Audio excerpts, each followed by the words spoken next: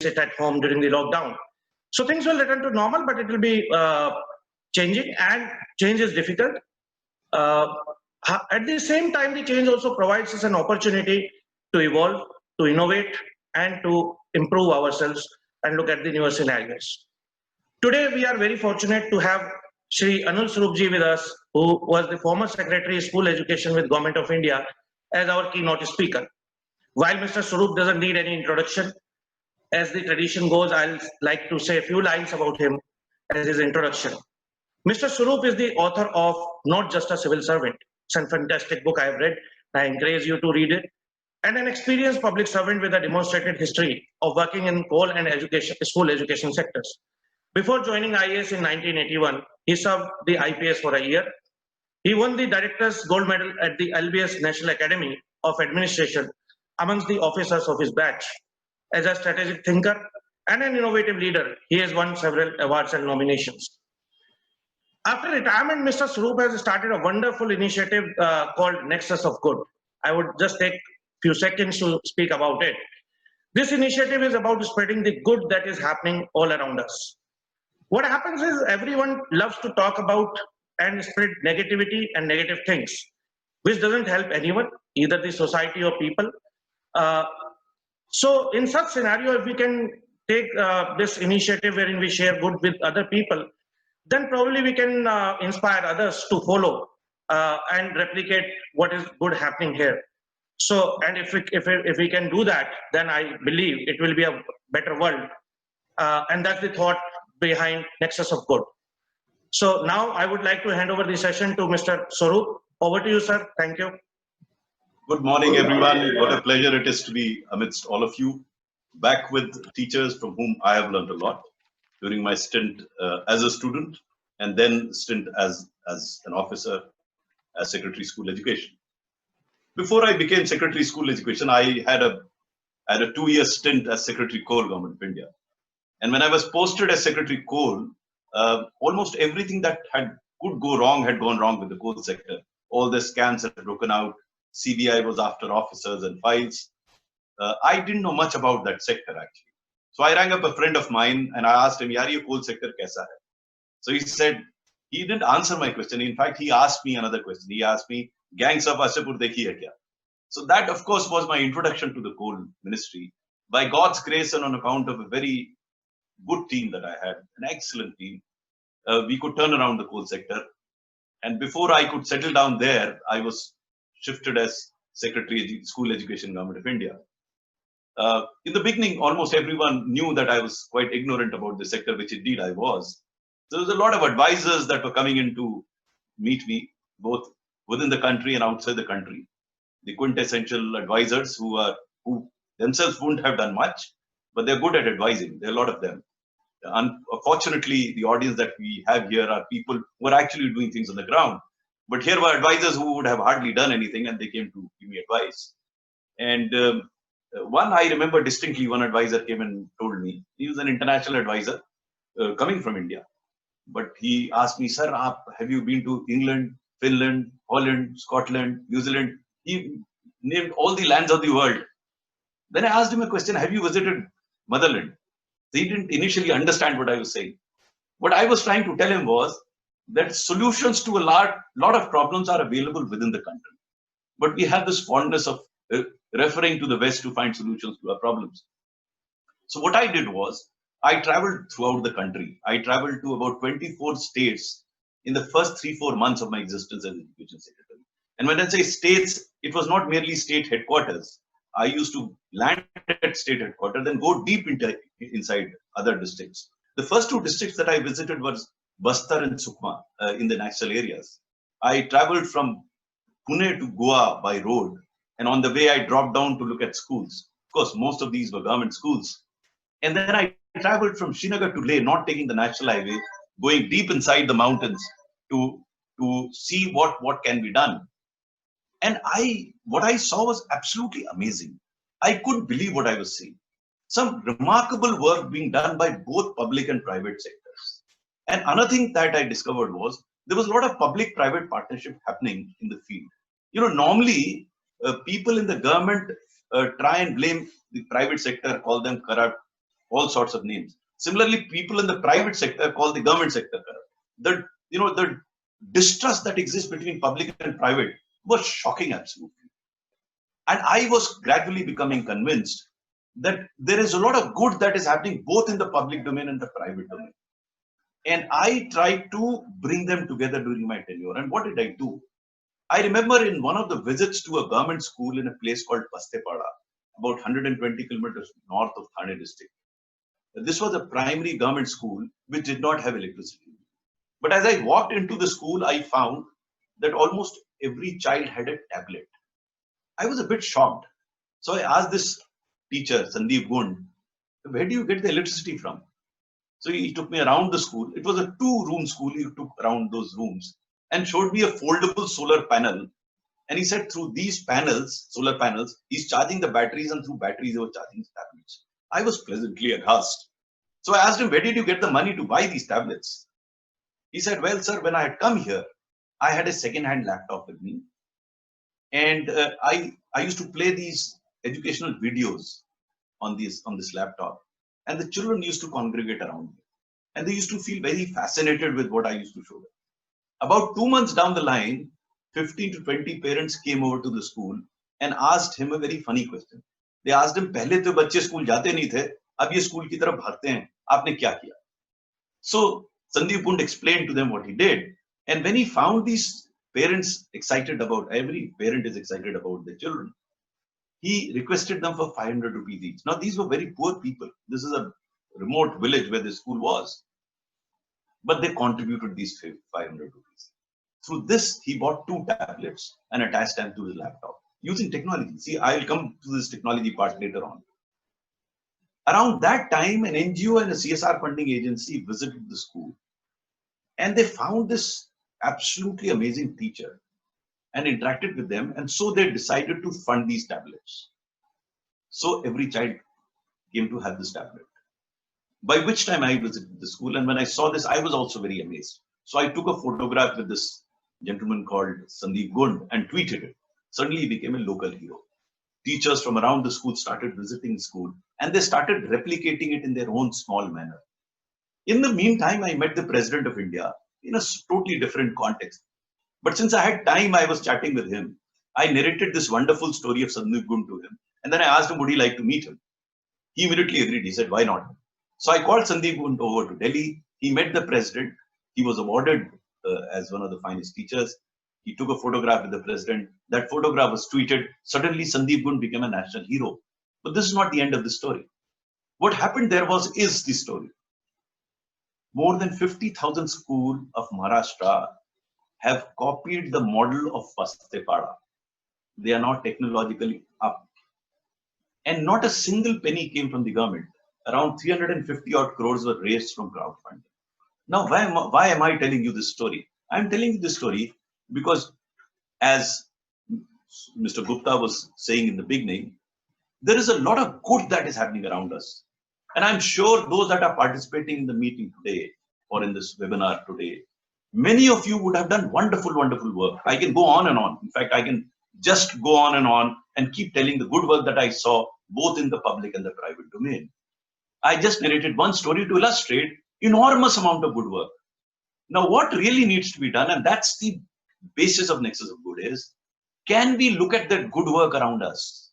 Can we have the courage to appreciate that good work? It requires a bit of courage because we all are fond of masala, no? We like to discuss negative things. We talk negative things. We revel in talking negative things. We revel in criticizing people. I'm not saying stop criticizing. If there is something to be criticized, it needs to be criticized. What really needs to be done is, can we look around and see the good work happening around us? This leads me to the next point. Because unfortunately, in our education system, we are only competing with others. We tell the child to compete with others. I know my own example. When I was a student, I used to feel terrible the years I didn't come first in the class. At this point in time, it doesn't really matter to me at all. Whether no one asked me whether you came first in class 5 or second in class 6. It doesn't matter. At that point in time, I was so competitive that I wanted to beat everyone and come first. Very unfortunate. Why unfortunate? And I'll request all the teachers to reflect on this. Now they would have time. Please reflect on this. Every student, every child is very distinct. He has his distinct characteristics. He shouldn't be pushed to competing with others. What he should be pushed to is competing with himself or herself. How to improve on what he is. Because, I mean, I keep saying that, how do you expect a state like Bihar to compete with Kerala? Bihar is good in some things, Kerala is good in some other things. However, it is always advisable to learn from others. So if there is a slight shift here, instead of competing with him else, we start learning from others. And it becomes easy for you to learn from others if you're not competing with them. For a simple reason. If everyone is competing with others, he will never show his copy to the other chap because he's competing with other chap. So my suggestion to all of you is think over it, whether you should compete or whether you should, get this sense of competition in the child or competing with himself or herself and learning from others. It's enormous. I mean, in my own career, I learned so much. I learned from each of the webinar or the seminar that we have. Why should there be this competition? So this is as far as a general view of how I look at life, how I look at my career, and I would suggest to some of you to look at the children. We are now in a very unusual situation. COVID-19 has brought forth situations which we had never visualized. And I address a webinar of this kind almost every day, and I interact with people, and I come across people who feel depressed about it. Now, my suggestion here would be, and you again give it a thought, there are so many situations over which we have absolutely no control. Now, how do we react to that situation? That is what that matters. And it depends totally on an individual, how he responds to a situation. So you look around and you'll see some people are still very upbeat. They were trying to find opportunities in what is happening, and the others are feeling totally down and out. They feel situation is so bad that nothing can happen. So it's totally subjective. It totally depends on you, on how you respond to a situation. I'm very fond of giving this example. I used to be terribly upset when I used to get stuck in a traffic jam. And Delhi is a bad place. Bangalore is even worse. Calcutta is even worse. You get stuck into traffic jams and you can't do anything about it, but you feel very bad about it. I used to feel terrible about it. So one day my wife asked me, "तुम इनका कुछ कर सकते हो?" So I said, "कुछ नहीं कर सकते." Then she said, "फिर अपना खून क्यों जला रहे हो?" The point is, if you can't do to a situation, then there's no point in fretting over it.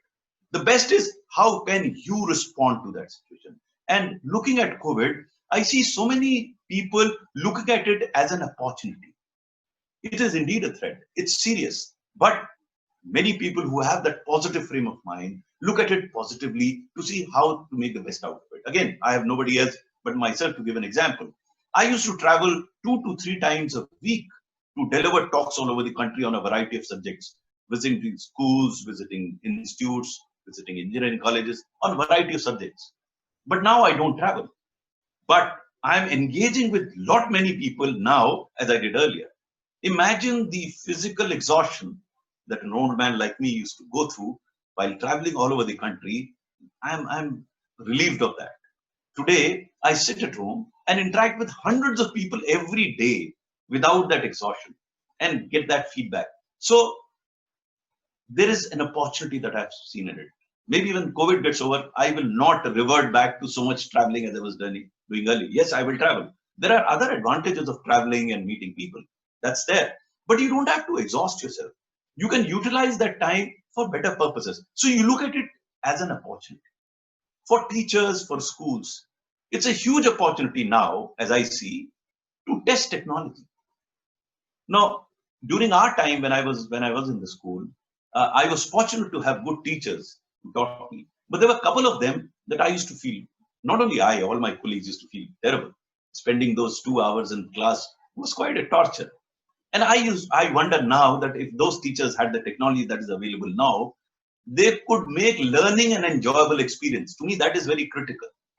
The problem with some of our learning, which is rote learning, is that the child runs away. He is not prepared to sit there.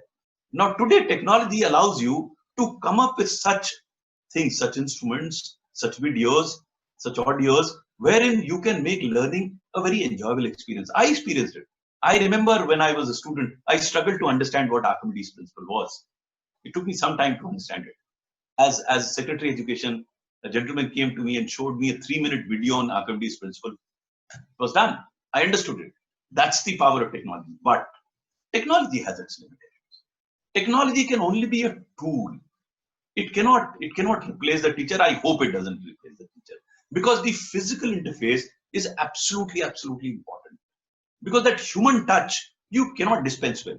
Of course, now there is a bit of an issue on account of COVID that physical connect cannot be there. But even when that physical connect comes through, I think technology will be a great enabler in making learning an enjoyable experience. And that's very important, because if you don't enjoy things, whether it's learning or any work, it becomes a drudgery and the outcome suffers. Much of the problem that children that I understand have is if they don't enjoy what they're doing, if they don't enjoy learning. And that is where technology can be a great enabler. Now, looking at technology during COVID times, internet is an issue, but I can assure you, whatever little that I, as a part of the government appears to be extremely committed. And maybe in the next few months, thanks to COVID, internet would cease to be a problem, at least for schools that you come from. In some interior areas, it would still be a problem, but in most of the schools, both the bandwidth as well as the connectivity would not be a problem. So you prepare yourself, and the challenge before you is that the child is already hooked on to a camera, hooked on to a telephone, a smartphone. He's already hooked on. You don't have to make effort to hook him on, because sometimes there is a problem. How do you get the initial steps going? Initial steps already. The problem is that the child is hooked on to something through which he's not learning. He's only getting entertained. The challenge before teachers and the group of teachers is to come up with such material, such videos, such audios, so that the child gets attracted to it. That's the challenge. And I'm seeing a lot of work going on. In fact, so many people are here in this webinar. Some of you can form into small groups and exchange notes about it. I mean, wisdom is not it's not the repository of only few individuals. Everyone is innovative. So if you can join hands and come up with these innovative videos, that is one. Make it entertaining. The second problem that I see is there's too much of material available on the internet. Too much. So we'll have to think in terms of coming up with such tools through which you can navigate and go to the right video. Say, taking the same example, if you type refraction on the YouTube or anywhere on the Google, you'll have so much material coming in. It would take you time to go into the right material. So that is another thing which probably some of you can do. Maybe already you're doing it, but this is the time also, apart from other things which Sumit Gupta said, it's also time to reflect. Reflect and see what approach you had adopted so far, what approach should be there for the future. Because we don't, in the mad rush of our business every day, we don't get time to reflect. COVID is the time to reflect and see what went right, what went wrong, how do I improve as an individual, how do I contribute to the society, whatever. So that's important. And finally, I think we have to look at some other stakeholders during the COVID crisis. And the other stakeholder, to my mind, very important stakeholder, is the parent. Now, what I discovered as school education secretary, not before that, was that the primary problem, if I can use that phrase, and pardon my using that phrase, but let me use that phrase. One of the biggest problem is the parent, because he's become so obsessed with his child that on occasions he does damage to the child. He doesn't trust the teacher, he doesn't trust the school, quite a few of them. And so they want everything for the child. So interacting with them during COVID times is very critical. How do you interact with them? For those that are here, I'm sure you are in touch with the parents. The final point that I'd like to make is that whether you educate the child, provide those tools, one thing that you must do during COVID times is to engage with the child. It is important because we as adults find it difficult, constrained in the four walls of a room. Imagine the plight of a child stuck in a room, seeing the face of his parents, who are in any case troubled with their financial problems, psychological problems, other problems, and they are there. So what is most important is, please engage with every child in whichever area that you talk to him. You'll have to go out of the way to talk to them, engage with them. That's very important, because the problem today is not merely financial. I think it's more psychological. The child has to be engaged with. I will stop here. I can carry on and on, but I'd like to interact with all of you. take your questions. Thank you very much for inviting me here. And before I conclude, may I request all of you to join the Nexus of Good if you can and host Positive Story. I'll ask Mr. Sumit Gupta to convey the link of Nexus of Good to all of you. Whoever feels good about it, please join Nexus of Good and host Positive Stories there on the Nexus of Good. Thank you very much. Well, thank you so much, sir, for empowering us and reaching us from your vast experience. And I'm sure that it will help all of us to make our tomorrow progressive and productive and better than before. Now, so we are getting a lot of questions, and I request all the participants as well. There is a Q&A option on your screen. If you want to ask any questions, so please, you are most welcome. You can put your question using Q&A option. And we are getting many questions in this, sir. So I'm picking the questions on a random basis.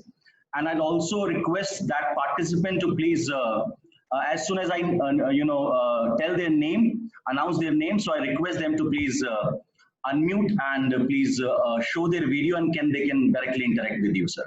So to start with, we have a question from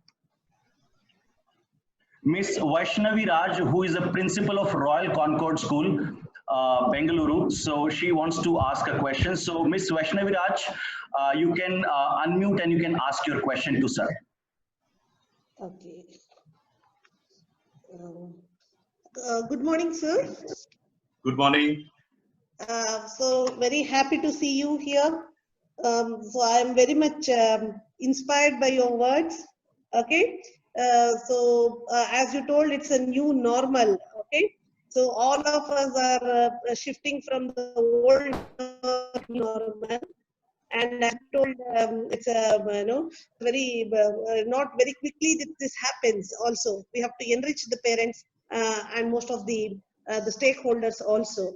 So in this direction, so what I thought was, though we have made an attempt, okay, the parents are a little bit very lower standard. The age group of parents are very much worried about this kind of the screen exposure and other things, because that is a more challenging part. The second thing is the teachers are really, finding it quite difficult to reach the children due to the lot of, obstructions, because we cannot connect to the children using the technology right now, the lower age group children. These are the two things. The enriching the parents, point one, and, their support, and there are so many do's and don'ts. And the second part is the teachers are, with this pandemic situation, they are finding it quite difficult, and they are suppressed, and they are getting demotivated by the canceling some classes like online and other things. So that's how. So to make them again motivated and back to the the original with the great zeal, they have to work. So I just want some words how we can deal with such situations. No, I'm so glad that you raised these issues. These are very, very pertinent issues. Pertinent because we have a situation where teachers are unable to teach in the manner they would want to teach. Because even when I began addressing these webinars, it's very difficult. You don't have anybody in front of you and you're talking to nobody. It's not very easy. You're not equipped for that. So first of all, may I suggest that get your teachers to interact with each other amongst the teachers. And I'm sure within the teaching community that you have, you'll have many teachers. There would be some teachers who are who have been able to overcome this. Can you hear me? Am I audible? Yes, sir. You are audible to all of us. Okay. So what you have to do is to form a group of these teachers that you have, and find out 1, 2, 3 teachers who are able to do, who have been able to, in any situation, in worst of situations, you will find some people who are upbeat. Your job is basically to identify them. Ask those people to speak to other teachers. Now, it will be beneficial in 2 ways. Number one, you will be recognizing those teachers who are positive, so they will feel even more positive. And then it will be those talking to teachers, and they are similarly placed. Now, if I talk to teachers, they will say, you are sitting in Delhi and giving me gyan. But if the teacher who's already there and he or she is able to deliver despite the problems, it will carry more conviction to other teachers. Please try and do that. I have done that throughout my career because the situation gets given to us. Different individuals respond differently to it. So your job as a leader is to identify such individuals who have been able to do well. And I can guarantee that some of your teachers would have done well. Sure. Ask them to speak to others. That is one. Exactly. As far as parents are concerned, what you have to do is there again, you have to identify parents who think positively. You have to engage with them. Correct. And then ask those parents to address the other parents. See, communication is a skill that each one of us has to get. What to say, how to say, where to say, who should say. That's very important. Correct. Because, you know, I may be having a lot of gyan. I call them gyanis, you know, the advisors that I use, no, they give advice. They won't have done anything. It doesn't carry conviction. And the good news is that even in this COVID times, I find many people extremely upbeat. They are trying to do things. Get hold of them. Ask them to speak to them. Your job is to coordinate this activity as a principal. Get those people, get them to speak. I don't have a final answer to what the question that you're asking. I can only suggest a few processes through my own personal experience, if not in similar situations, in very difficult situations. I spoke about coal. Everything had collapsed. But we turned it around in 1 year's time. No one believed, even I didn't believe that it would happen. But it happened. It happened because we found people who could make it happen. Ultimately, it is the human hand that matters. That's why I said technology can never replace human beings. Human beings have to be there for motivation. Okay, I hope I have partly answered your question. Yes, sir. Yes, sir. Thank you. Yes, sir. Thank you. Thank you so much, sir. Thank you so much, Vaishnavi Raj ma'am, for asking a question. Now, we have Dr. Anamika with us. She also has a question. So, Dr. Anamika, over to you. Yeah. Good morning, sir. Good morning. It was such a nice interaction with you, sir. Sir, I have a query. As you said, we should use internet in more significant manner because lot of informations are there, which we can use in our teaching. So, sir, my query is, I am very much concerned for rural area. Because in rural area, still so many areas are there where proper net facilities are not available. And during this pandemic, the children are suffering a lot. So what kind of measure should be taken in rural areas so that most of the children can be felicitated and can be benefited with the education facilities? Okay, Dr. Shrivastava, again, a very, very valid question. In fact, I was personally very concerned about this issue. Yes, because to me, the problem is not for areas where there is internet available and smartphones available. The real problem is areas where they weren't. We had a webinar organized under the aegis of Nexus of Good about 20 days ago, wherein we discussed this very issue. And if you go to the portal Nexus of Good, you'll find a number of methods through which you can reach out to such children. I'll give you some examples. Of course, bilateral or exchange of information may not be possible, but there is radio, there's television. And yesterday I read an excellent news in Jharkhand. A teacher had set up loudspeakers in a village. And she used to take classes on the loudspeaker. There's no dearth of innovation. My suggestion to you is, these suggestions are available on our portal on Nexus of Good. Please go there, you'll find number of excellent experiments that are being done to reach out to such children as do not have access to internet.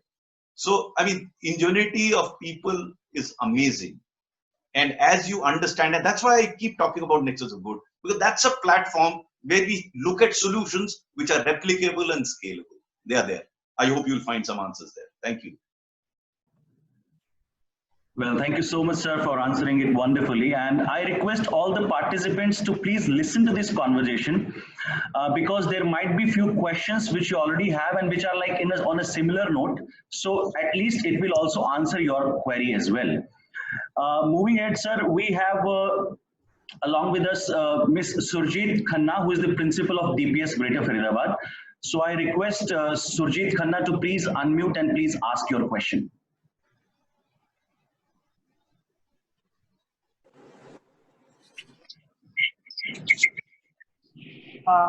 Good morning, sir.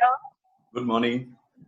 I'm Sujit here. It's been a pleasure to listen to you, sir. Very inspiring indeed. And I just was looking for some guidance from you in terms of. Can you be slightly louder, please, madam?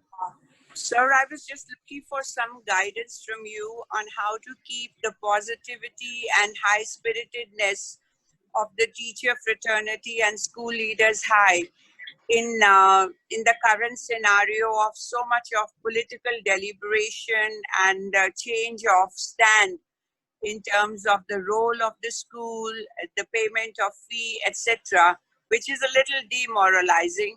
How do you think that we who are committed to our students should keep our morale high? Thank you, sir. You know, these are difficult times, and keeping morale high is the essence of success or failure.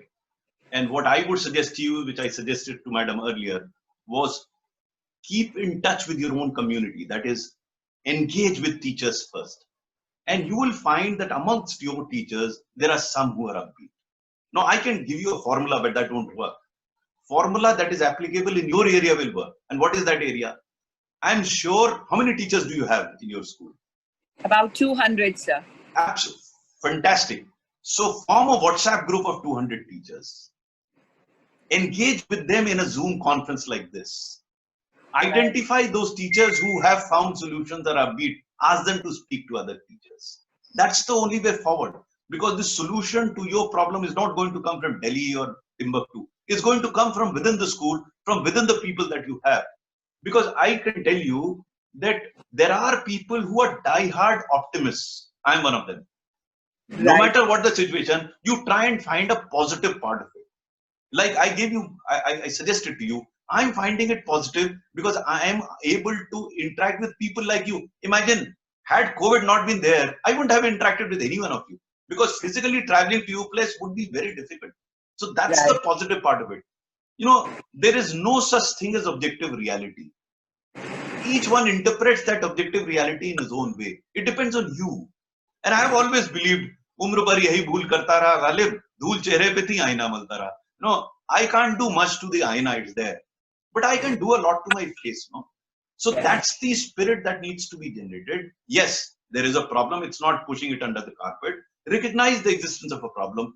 And when you sit in a group where a couple of positive people are sitting, the whole energy goes up. You know, in coal ministry, I remember after we sorted coal out, there was a joke, and now I think it's a serious one, that give us the Kashmir problem, we just might be able to find a solution. If you don't believe in what you can do, how can you expect others to believe in it? So the journey has to start with you. You have to start believing. Wo subah kabhi to aayegi. You know, every night has its dawn. So you have to be positive and look at it that way, and get 4, 5, 6, 10 teachers who think alike. Sit around, let them talk. Let this whole environment change. It's not easy, but it can be done.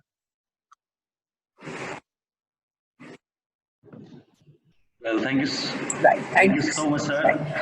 And thank you so much, Surjit Khanna, ma'am. Now, moving ahead, sir, we have Father K.V. Matthew, who is the principal of Don Bosco Group.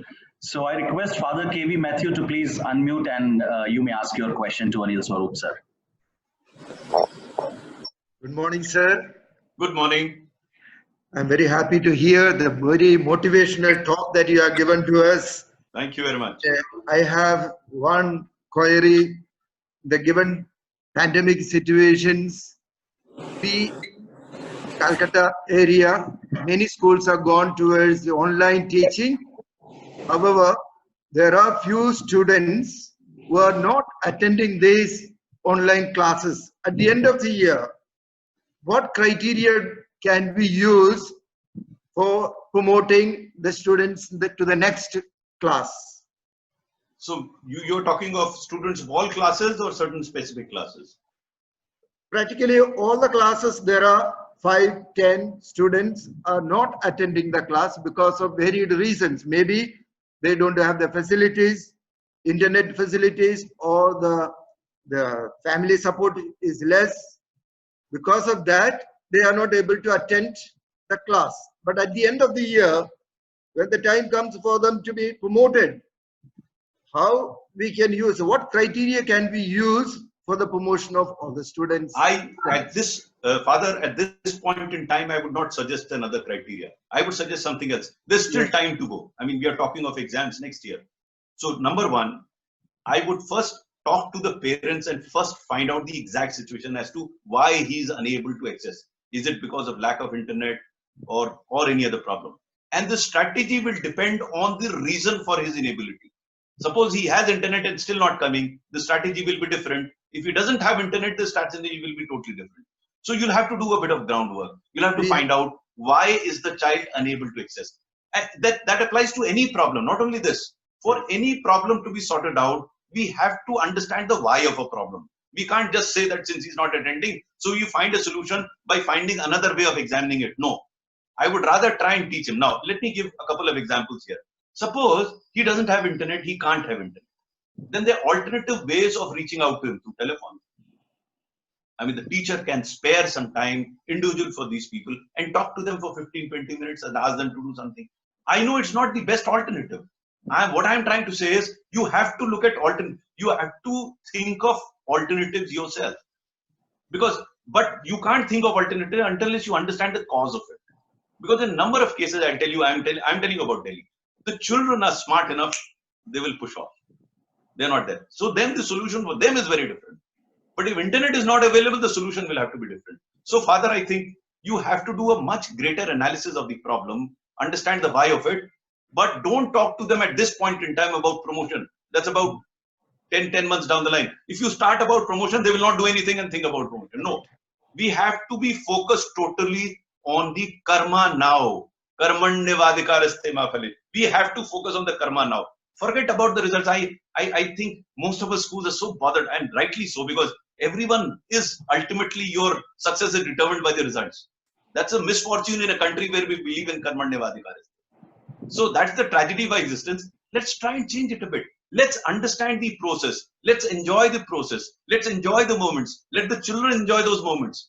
Success will come, I'm telling you from my own experience. If you don't enjoy it, it will become a drudgery. He may pass the exams, he will be a failure in life. Let them enjoy those moments. For that, we have to work hard. Teachers have to work hard to understand why the child, instead of putting the blame on him, let's do what we can do in terms of getting the child on board. Thank you, sir. Thank you. Thank you so much, sir, for this fantastic answer. And now, moving ahead, sir, we have Dr. Rajeshwari Sawant, is the principal I can see in Q&A. She's the principal of Gwalior Glory School. So, Dr. Rajeshwari Sawant, over to you. Good morning, sir. Good morning. A very inspiring session from you. And yes, as you're saying that the technology integrated learning, which schools are using now during this pandemic, maybe every child is not able to afford it because of lack of connectivity, or parents are unable to afford a smartphone because of which they're not able to get through. So, I was thinking at such a time how a school can be standing in support of such children. So, what I'll just like to share it, and then I have a question for you. We culled out all that we were teaching online in the form of content sheets, in the form of mind maps, in the form of worksheets, and we started sending it to those children at home. Wonderful. Because I found out that those parents didn't have a smartphone, they didn't have a laptop or a desktop because they can't afford it.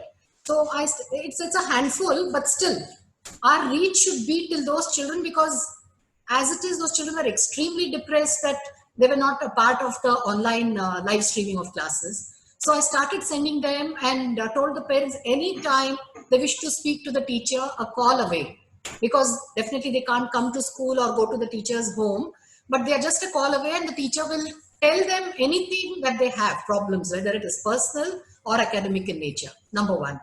Now, and in such a scenario where, virtual teaching, virtual inputs, virtual activities, I wanted to ask you, because you're such a richly experienced person, do you think this pandemic period is going to develop competencies in children which will make them independent learners? First of all, Madam, compliments to the approach that you have adopted to reach out. Thank you, sir. And I hope rest of the audience, comprising around 800 principals and teachers, are listening intently to what you said, because you've provided solutions to a number of problems that people raise, and I hope they benefit from what you said. Yes. As far as the question is concerned, I don't think there would ever be a situation where the children will ever feel that they can learn on their own without the assistance of teacher. That's my feeling and that's my hope as well. Because the ultimate bottom line is the human essence in a human being. And that comes from a teacher, from a human being. So I have always believed technology will be an instrument that will enable the teacher to improve the outcomes of learning. But it will never replace a teacher. I hope it doesn't happen because that human essence is very important. Nonetheless, this period is a great period of learning both for teachers and children because they are discovering instruments through which they can improve their learning and make their learning much more enjoyable. So it's a forced, system on us, wherein it will ultimately beneficial both to the teacher as well as children. Because I'll tell you, despite technology's existence, a lot of teachers were reluctant to learn this technology. I hope you'll bear me out. Some teachers were, but quite a few of them were reluctant. Like I was also reluctant to a certain extent on using this web conferences and webinars. I used to say it can't work in the manner in which. But now I have discovered that it can be very, very effective. The advantages are phenomenal. But if you say this will become the norm, the webinars, I don't think so. The conferences have their own advantage, meetings have their own advantage. They will happen, but they will then be using technology more effectively to communicate, because ultimately the aim is to impact the actions and minds of people, including children. If I can do that through use of technology, nothing like it. Technology will never replace human beings. I hope it doesn't. Sure. Thank you, sir. Thank you. Thank you so much, sir, for answering. And moving ahead, sir, now we have Dr. V. Manoharan. Dr. V. Manoharan, I request you to please unmute and ask your question. Yes, sir. Good morning, Mr. Good morning. Anil Swarup, sir, and also the happy morning to all the participants. It is so nice to hear from you, sir, in this situation, what we supposed to do in our school life. And as you all know, we have started this online, and these online classes are going on well, but we thought this will come to an end within a week or within a month, and we thought like that, but the present situation is alarming. We don't know when we are going to see the children in the school. So in this situation, though the online classes are going on very well and mentally they will be alert, but what about the physical activities? Now they will be seated in their house in one corner. Maybe the classes will go on, and again by seeing this all the gadgets, they will be continuing their learning process. And when we see the students in the school, they will be very happy and they will be very thrilled to come to the school, and every day some kind of activities, co-curricular, extracurricular activities, so many things will be in the school. So that will help them to develop their physical structure. But if this continues for months together, but we came to know through the different experts, it may continue this academic year fully, and they may call this academic year as a zero academic year.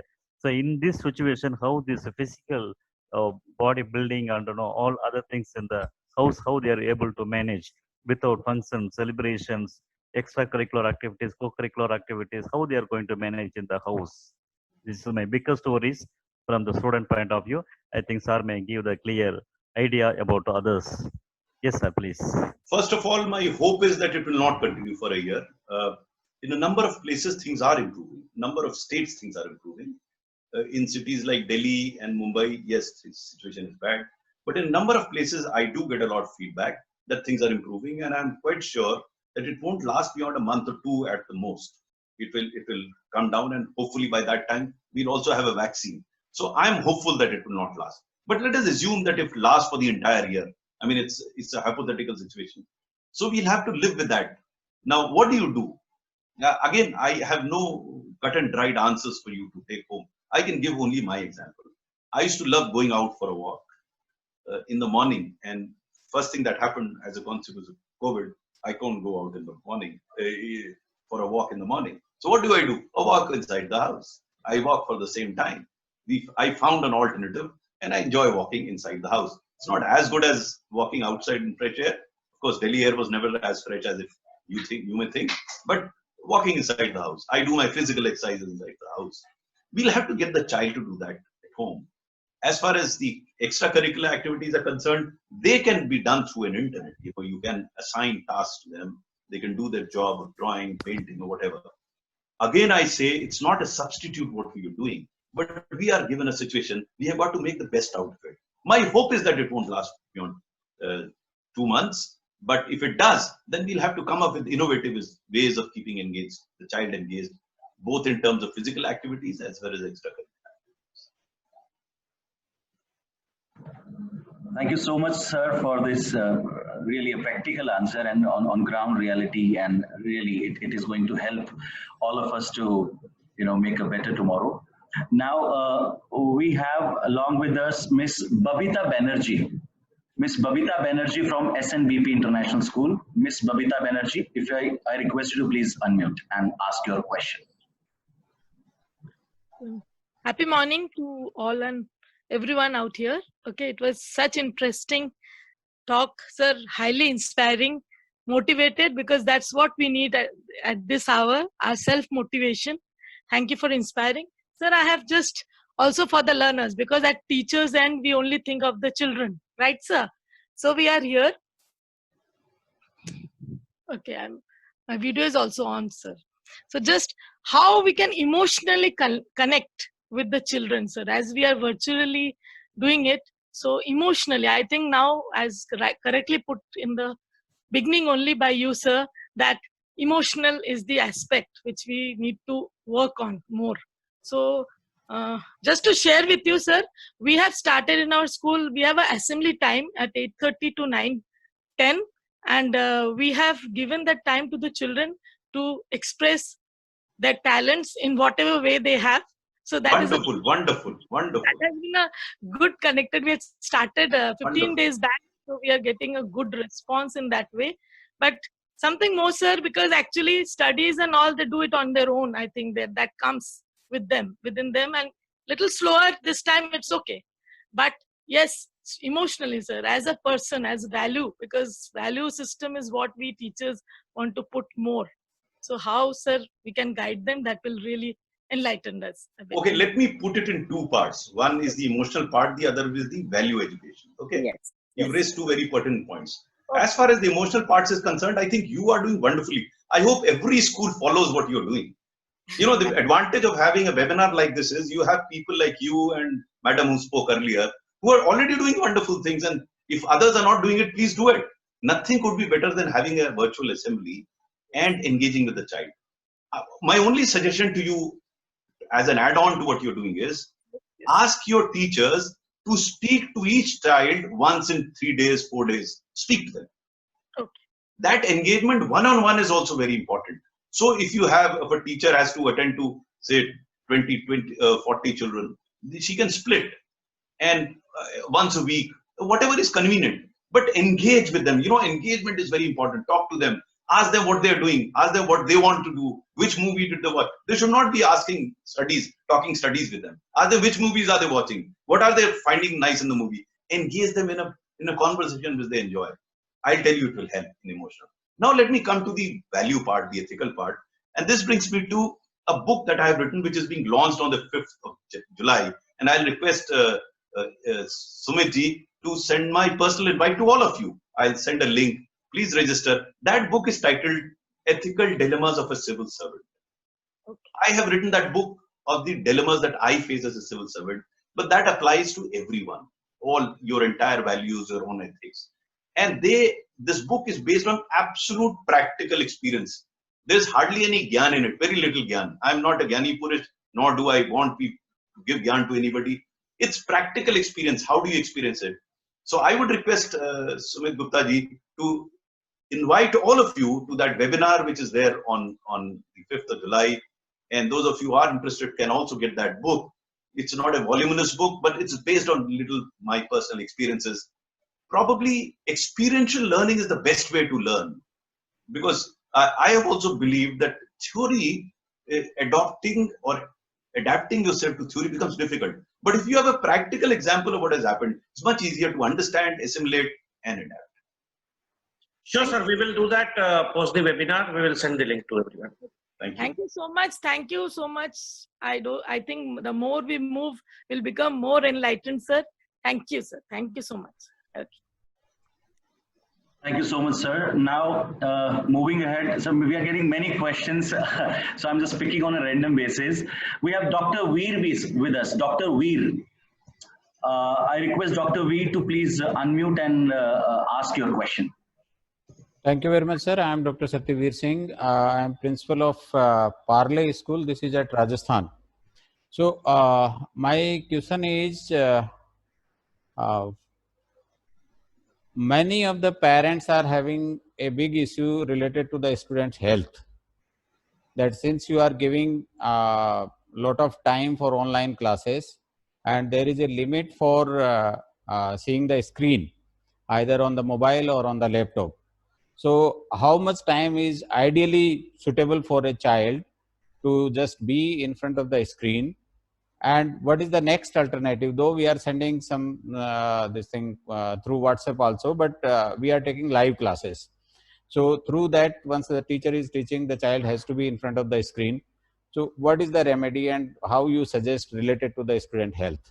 And regarding your inspiration, we are rather totally inspired. And in fact, if I talk about me, it's really wonderful hearing.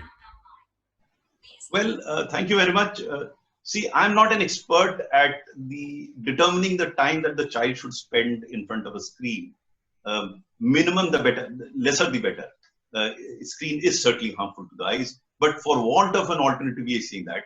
As I understand, listening to others, I think 2 to 2.5 hours a day should be fine for a child in front of screen. If it is not continuous may be a problem. You can break it, and that being the case, I think that's good enough a time to convey things to the child. That's how I look at it, and you may try accordingly. You know, there were some excellent suggestions that I heard before. I hope you heard that principal who was suggesting that they send documents to their residences. If it is physically possible, then online can supplement those documents. Then the discussion can focus on the documents that have reached home, which can be collected the next day or day after, and then the rest of the documents can be delivered. I don't know the feasibility of such things, but since it's happening in a school, it could happen elsewhere also. So you have to mix the two, use documents as well as virtual learning. Okay, thank you very much, sir. So nice of you. And regarding sending documents, since we are at a rather village area, and it won't be feasible, but we will surely reduce the time from 2 hours to 3 hours, not more than that. So thank you very much, sir. So nice of you. Thank you. Thank you, sir. Thank you so much for answering this question. Now, let me just check, sir. We have Ranju Goswami from Little Flower School. Ranju Goswami, I request you to please unmute and ask your question. Ranju Goswami. Can you hear us? All right, I think there is some network problem that we are not able to connect with her. Okay, let me check. We have with us Rajdeep Gill. Mr. Rajdeep Singh Gill. Mr. Gill, I request you to please unmute and ask your question. Sir, good afternoon, sir. Good afternoon. Good afternoon, Mr. Gill. Sir, your words are very valuable for us. So, I'm Rajdeep Singh Gill from Green Valley Convent School.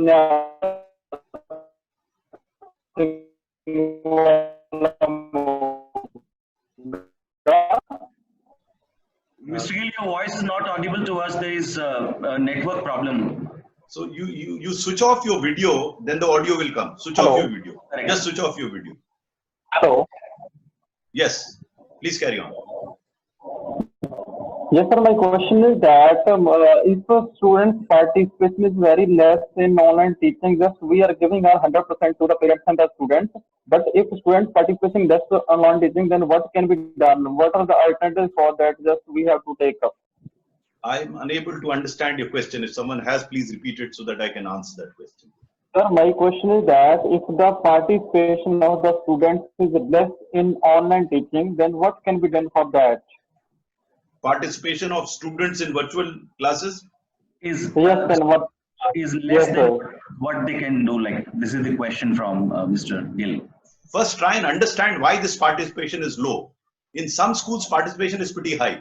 It is only after understanding the reason for lower participation that you can work out a strategy. But low could be on account of non-availability of internet, availability of internet but not availability of hardware, availability of internet and hardware but the non-interest of the child, availability of interest and hardware and the interest of child but the parents not willing. So you have to find out the reason for their inability to participate in a virtual classes, and then you have to work out a strategy on how to handle that. Okay, sir. Okay. Thank you. Thank you so much, sir. Thank you so much for your answer. Well, thank you so much. Now we are getting a question from Mr. Ved Prakash. Mr. Ved Prakash, I request you to please unmute and ask your question. Hello. Hello. Yes, sir. It's Ved Yes, sir. Prakash. Please ask your question. Good morning, sir. Happy to hear your positive words. Really, it is appreciable at this pandemic time and great motivation to every one of us. Sir, I have two small questions. First one is this, that I belong to a very rural area of the Punjab, and here parents are not that much aware. They are still having attitude that when students will go back to school, school will teach again whole curriculum. But sir, we are very uncertain when school will open, and I am worried about whether we would be in a condition just come up to the expectation of the parents whenever the school will get open, because it is very uncertain. So how we can promise to the parents and what promises should be done at this tough time to the parents for this particular question. And second part is there, sir, as the students being adolescent, they are in need to have a friend with one another to express themselves, because in this time, whenever they are at adolescent age, they don't find convenient to express themselves to any other than their friends. And this pandemic has brought a big gap between them. So I am worried about that what is going to be happen with their social and emotional attitude. And I am also getting the feedback so from the parents, and parents used to be are telling to us in some of the students, their behaviors are getting diverted and they are getting irritated. So is there is any way, sir, that being these online classes or being to be away from them, how we can work on their social and emotional behavior so that it can be preserved? As I said during my presentation, it is very natural for children of that age to feel disturbed because they have followed a particular style of living and they certainly have had to change. There isn't much that you can do about it straight away because they have to be confined in the given set of circumstances. The use of technology can be useful because my understanding is that these children are in any case in touch with their friends on WhatsApp and all the social media. It's not that they aren't in touch. They may not be in physical contact with them, but virtually they are in touch with, they are much more in touch with than you and I. So you don't have to bother on that front. They are in touch with them. Physically, they can't come in contact with each other because that's the situation. So you have to live with it. But as far as parents are concerned, in terms of your curriculum part, you have to communicate with the parents. You have to tell them the situation that is. As I said, I'm not an expert at it, but if I were you, I would think in terms of not teaching the regular curriculum part of it, but looking at some conceptual things that could be explained through use of internet. So you have to do some homework and find out in the curriculum which are the areas which can best be taught through virtual media. Now that is something which experts will have to sit down and find out. There are few things that will require a physical interface and explaining in front. There are other parts of the curriculum. So you have to rejig your curriculum in a manner that upfront those parts of the curriculum where you can teach through virtual learning. Now, as I said, I'm not an expert at that, but I'm sure in the entire syllabus that you have, there would be certain portions which can easily be conveyed through a virtual platform. The others need not. So you have to, upload them upfront and rejig the syllabus that. Thank you, sir. Thank you, sir. Thank you so much, sir, for this answer. Now, we're going to have a few more questions. I understand, sir, there are a lot of questions coming in, and all the participants. So can I suggest something? Yes, sir. I mean, this can't go on and on. I have given my email ID on the chat box. You can share it with them. Sure, definitely. They're free to send their queries to me. I'll try and answer them. Definitely, sir. So you can close down whenever you want to close down. Absolutely, sir. So we'll have few more questions, sir, and then we'll proceed to close. Then we have a question from Ms. Jaya Vidya Murugan. Ms. Jaya Vidya Murugan. So I request you to please unmute and ask your question. Ms. Jaya Vidya Murugan. Am I audible to you? I think there is some network problem that she's not able to hear us. All right. Moving ahead, sir, we have Miss Mamta Malik with us. We have Miss Mamta Malik. Miss Mamta Malik. Okay. Yes, good morning, sir. Actually, I have a question. Yes. Yes, sir. Actually, some parents are not interested in online classes. वो नहीं चाहते हैं कि उनके बच्चे online classes attend करें, क्योंकि lot of the time क्या होता है कि बच्चे ऑनलाइन क्लासेस अटेंड करते हुए सोशल साइट्स पे बिजी हो जाते हैं. तो ऐसे में जो एडोलसेंस एज में जो बच्चे हैं जो मोर देन 12 इयर्स हैं, ऐसे में वो पेरेंट्स उनका कहना ये होता है कि हमें अपने बच्चे को ऑनलाइन क्लासेस जो है नहीं अटेंड करानी है. तो ऐसे में फिर हम क्या करें सर? आप पेरेंट्स को ये कहिए कि जिस समय क्लासेस चल रहे हैं वो भी बैठ जाए वहां पर. सर वो बैठ जाएंगे तो फिर वो और किसी सोशल साइट पे नहीं जाएंगे बच्चे. सर उनका कहना होता है कि अगर हम अपने बच्चे के साथ बैठे रहेंगे तो हमारे पास दूसरे भी काम है, हमें बिजनेस करना है या हम जॉब पर हैं. तो सर आई थिंक उनसे आपको चर्चा करनी पड़ेगी. मैं नहीं समझता ये बहाना है, क्योंकि बच्चों के लिए अगर वो चिंतित हैं और आज के कोविड टाइम में वैसे भी कोई ऐसा बिजनेस के लिए बाहर नहीं जा रहे हैं, आप उनसे बात करके समय का निर्धारण उस हिसाब से कीजिए जो उनके लिए उचित हो. अगर वो कहते हैं सुबह जल्दी करें तो आप सुबह जल्दी कर लीजिए. कह दीजिए बिजनेस आप नहीं कर रहे हैं तब बता दीजिए, तब हम कर लेंगे क्लास. सर बहुत सारे एफर्ट्स हम लोग डाल रहे हैं कि जैसे कि उनकी जो क्लास है काफी एंजॉयबल हो. We make our own videos and audios, और फिर भी उसके बावजूद भी कोई रिजल्ट नहीं आ रहा है. हम लोग कॉल्स करते हैं, they didn't pick the call also. Madam इसमें वीडियो का प्रॉब्लम नहीं है, इसमें कम्युनिकेशन की प्रॉब्लम है. आपको उन पेरेंट्स से, और मैं नहीं समझता बहुत ज्यादा होंगे, कुछ पेरेंट्स होंगे, उनको आपको अलग से चर्चा करके ये बताना होगा कि मेजॉरिटी ऑफ पेरेंट्स जो वो सहमत हैं वो कर रहे हैं, आप ही को सिर्फ बिजनेस करना है, उनको भी बिजनेस करना है. तो ये आपको उनसे कम्युनिकेट करना है वन ऑन वन पेरेंट्स से. 8, 10, 15, 20 जितने पेरेंट्स हैं आप उनसे बात करिए, और फिर भी कुछ बच जाएंगे तो बच जाएंगे. आपने सबको तो आप नहीं कर सकती ना, जितना कर सकती है उतना आप करिए. So we are trying this, but मुझे नहीं लगता कि इससे कुछ रिजल्ट आ रहा है.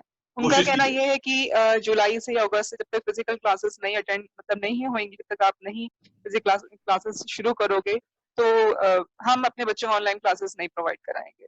देखिए, if you are satisfied with what you are doing, you don't have to bother about what he thinks about it. You have to ask this question of yourself, whether you have stressed yourself sufficiently to convince the parents into doing what you want them to. Yes sir. Yes sir. Thank you so much sir. Thank you so much, ma'am. Thank you so much, sir. Now we're going to have 2-3 more questions, sir. Now we have a question from Miss Devja Chabra. Miss Devja Chabra, I request you to please unmute and ask your question. Yes, good afternoon, everyone. My question is it advisable to take assessment for the children? To begin with, I think you can hold on assessment for a while. If the COVID crisis continues, then you'll have to think in terms of assessing the child periodically. But to begin with, you can focus on something else. As I said, you have to rejig your entire syllabus and look at more conceptual. Sorry to interrupt. How to ensure that my child is learning what I am trying to give them? The concepts are clear or not? I can ask in my class few children like 10 or 12 in my class, normal class, but I cannot cater all 40 together. So those who are not good learners or slow learners, I think they are suffering. So what you can do is, if you know who are slow learners, you can have an additional class separately for them.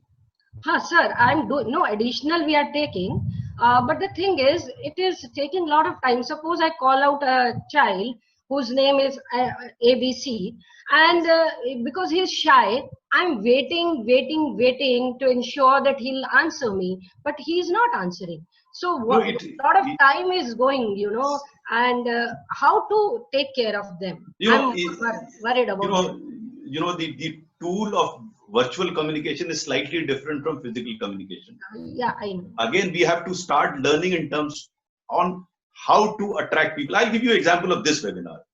When we were discussing the conduct of this webinar with Mr. Gupta and his team, I told him that I will not speak much because normally in a webinar or in a normal conference, I speak for about an hour. And when I'm speaking there, I can see the faces of the audience to gauge whether they are understanding what I'm saying, whether they're liking what I'm saying. In a webinar like this, I don't see anybody's face. So I'm just speaking. So what is the solution for it? I told them that I'll speak for only 20 minutes, not for 1 hour. The reason was that I wanted to be more interactive in terms of getting into an interaction with you. So we modulated it to suit the needs of virtual interaction. Same is the case in teaching. You have to find ways on how to attract the child to answer. Now, he may be shy, but sometimes when there are various ways of attracting a child, or for that matter, anybody, on to reaction. It's not very easy, but it can be done. All of us, almost everyone wants to see his image here. Now, a discussion that we had on this webinar was whether the person asking the question should be asking personally or the moderator will ask the question. I insisted that the person asking the question should ask the question and the video should be there. There is a reason, because everyone wants to see his image while asking a question. Isn't it true? So you have to find similar ways to attract the child. I don't know what it is. See, as I said, I'm not an expert at that.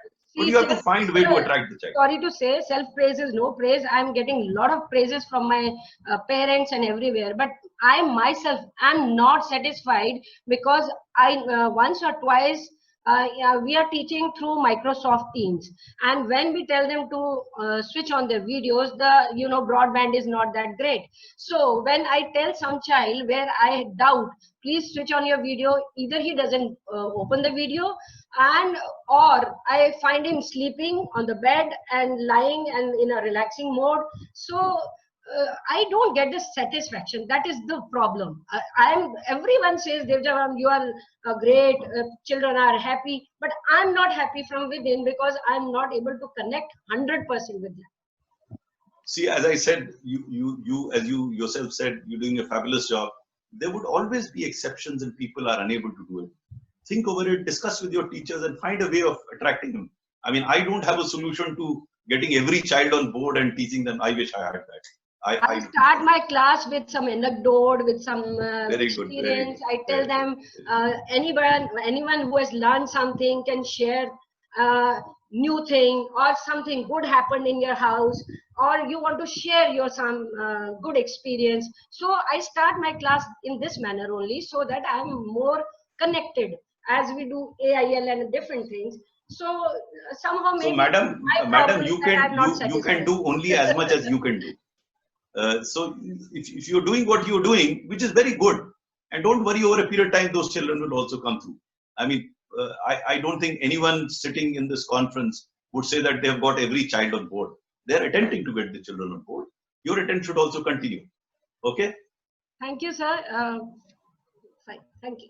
Thank you. Thank you. Sir, last two questions, that's it.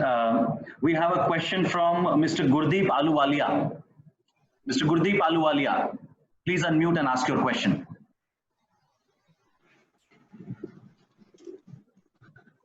Hello, good morning, sir. Good morning.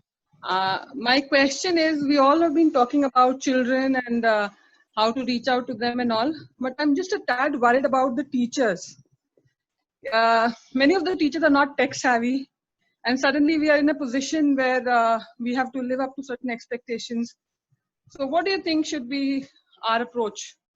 Your approach should be that teachers that are tech savvy should be associated with those that are not tech savvy. So one tech savvy with one non-tech savvy teacher, or 1:2, whatever that ratio is, and ask them to make them tech savvy. Because if they don't get onto technology, they will never be able to use it. The problem have is to learn. the problem is shortage of time. Since classes have begun and you're supposed to take classes, 3-4 classes a day. So the learning is taking a back seat. We are not getting time to learn maybe as quickly as some others might be able to do it. No, I agree with you. What I'm trying to say here is that when there is a crisis, you work for a longer duration. So there are 4 classes.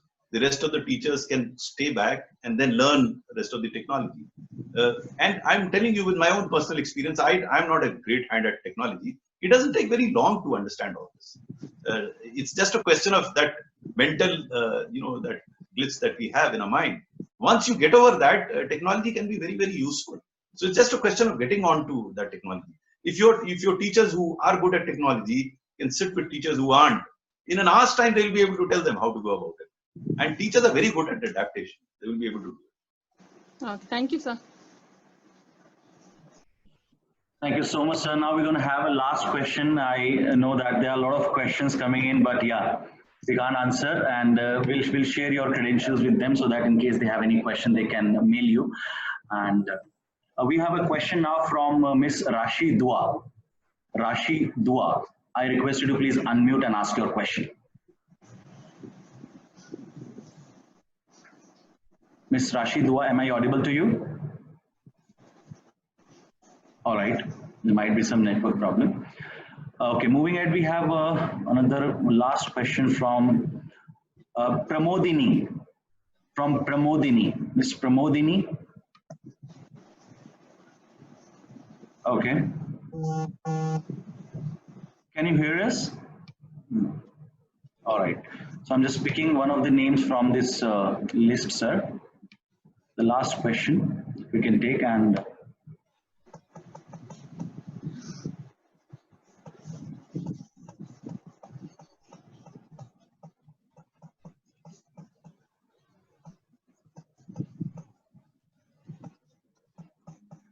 we have a question from Shibam Nath. Shibam Nath, I request you to please unmute and ask your question. Shibam Nath. Sir, sir, can you hear me?